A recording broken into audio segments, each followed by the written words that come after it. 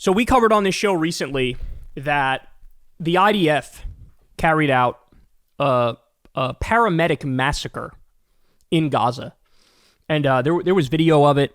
I mean, this was horrific, right? They came up with some bullshit about their lights weren't on when they should have been on or something, and so we killed them. And not only did they murder paramedics, there were other first responders, I believe they did too. Then they demolished them and bulldozed them and put them in a mass grave and tried to cover it up. I mean, look, when you fully dehumanize people, like the Israelis have to the Palestinians, they literally think nothing of this. To them, it's like swatting a fly that's near them. They don't view Palestinians as human, and they act that out.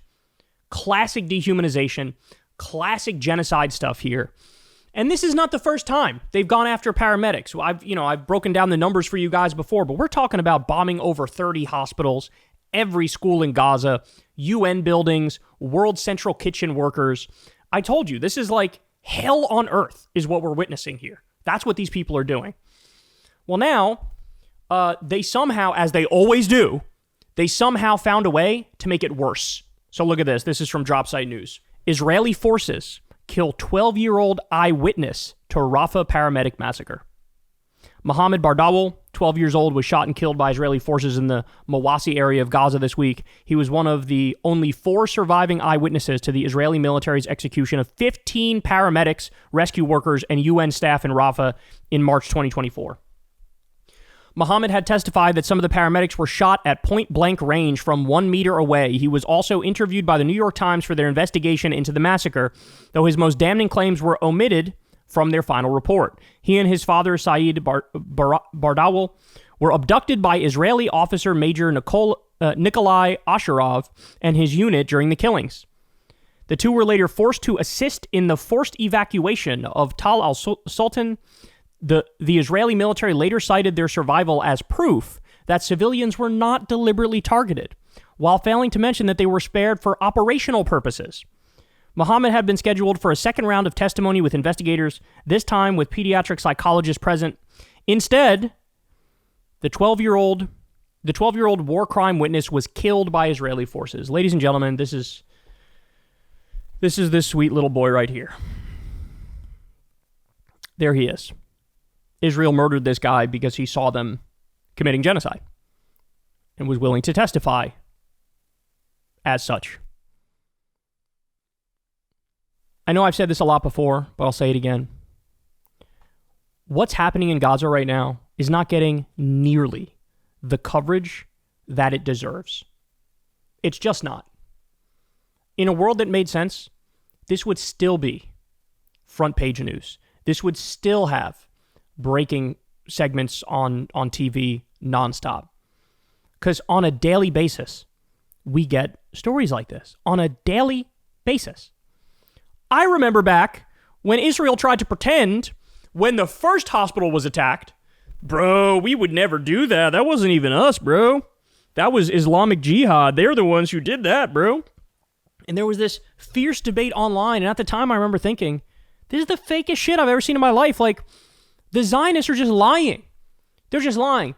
Now, here we are, over 30 hospital bombings later. And by the way, some of them were literally like boots on the ground, going into hospitals and murdering people, leaving babies to die, right? Like, and at some point, they just stopped even trying to pretend like we would never attack a hospital because there was so much video and so many pictures and so much evidence.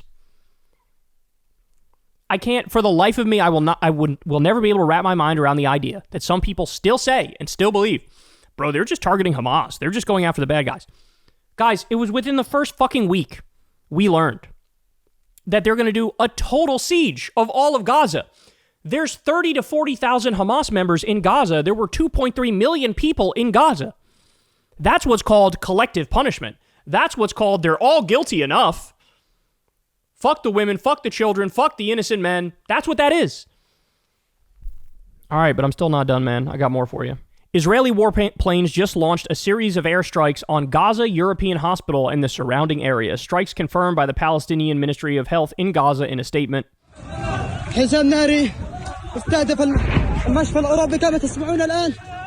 حزام ناري طال الساحة في المشفى الأوروبي شرق مدينة خان يونس كما تشاهدون في الصورة استهداف مشفى غزة الأوروبي شرق مدينة خان يونس في الساحة الخارجية للمشفى غزة الأوروبي. حزام ناري على مشفى غزة الأوروبي. By the way, some of the stuff that I have, I literally can't show you because I think it would get the video pulled. I mean, I'm seeing videos of children with their legs blown off and a doctor or a nurse or a paramedic putting the pieces of the boy on the ground together. Some of these things would just get you kicked off, right? Would just get the video knocked down. British surgeon Tom Pataker was inside Gaza's European hospital when it was hit by an Israeli strike. At least 6 people are believed dead and dozens injured. So standing outside the operating theatre, you can see the damage behind me. It's not even possible to take any cases to theatre because it's too dangerous. The theatre's been damaged and the staff, unsurprisingly, have left at the moment to try and seek some safety. Why did they attack the hospital? Gaza journalist Hassan Asli killed in Israeli strike on hospital. They were literally targeting a journalist. An Israeli airstrike on the emergency department of Nasser Hospital in southern Gaza has killed a well-known Palestinian photojournalist, medical sources and eyewitnesses say. Hassan Asli, who was being treated for injuries from a previous Israeli strike, was targeted in what witnesses describe as a drone attack on the hospital's surgical wing. A doctor there confirmed that Asli had been at the hospital for nearly a month after surviving an airstrike on the same facility in April. The Israeli military had previously accused Asli of involvement in the October 7th Hamas attack on Israel.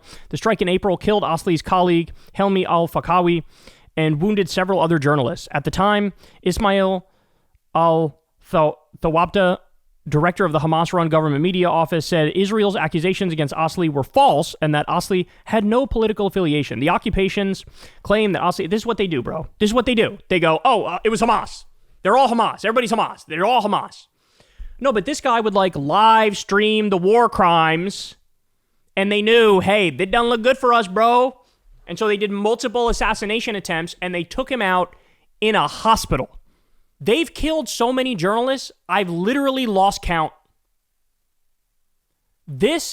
What they're doing, has killed more journalists than any conflict in modern history. It might even be in all of history, because again, they are purposefully targeting journalists. What is it? Last time I saw it was over 130. We're probably way above that now. This is an extermination campaign, y'all. This is an extermination campaign. You want to talk about a war on free speech, a war on the free press. It doesn't get more literal and direct than let's kill everybody exposing our war crimes, further validating that we're war criminals. So the answers are so clear. The answers are so obvious. 100% Netanyahu should be arrested. Ben-Gvir should be arrested. Smotrich should be arrested. The top commander should be arrested. You should sanction Israel. You should embargo Israel. You should effectively do BDS at the state level and basically force on them a peace agreement. Force it on them because they're never going to come to it themselves, bro. They're not going to do it. They're not going to do it. There was a poll that, 4% of the Israeli population thinks the IDF has gone too far? 4%. It's somewhere in the bar. It's single digits. Okay, that's not a partner for peace. That's a country that's in the midst of losing its fucking mind. And again, this is not going to be talked about nearly enough. And it drives me fucking crazy. There was a time on this when the genocide first started.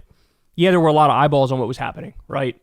But as time went by, people just sort of tuned out a little bit, But look, the point remains. People always talk about if I was alive back when the Nazis were doing the Holocaust, I would have fucking stood up. I would have said something. I would have called it out. I wouldn't have went along like everybody went along.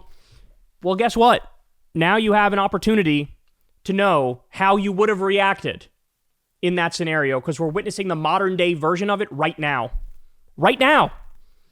And the disturbing thing is, it's really not talked about with the same sort of urgency, is it? It's really not.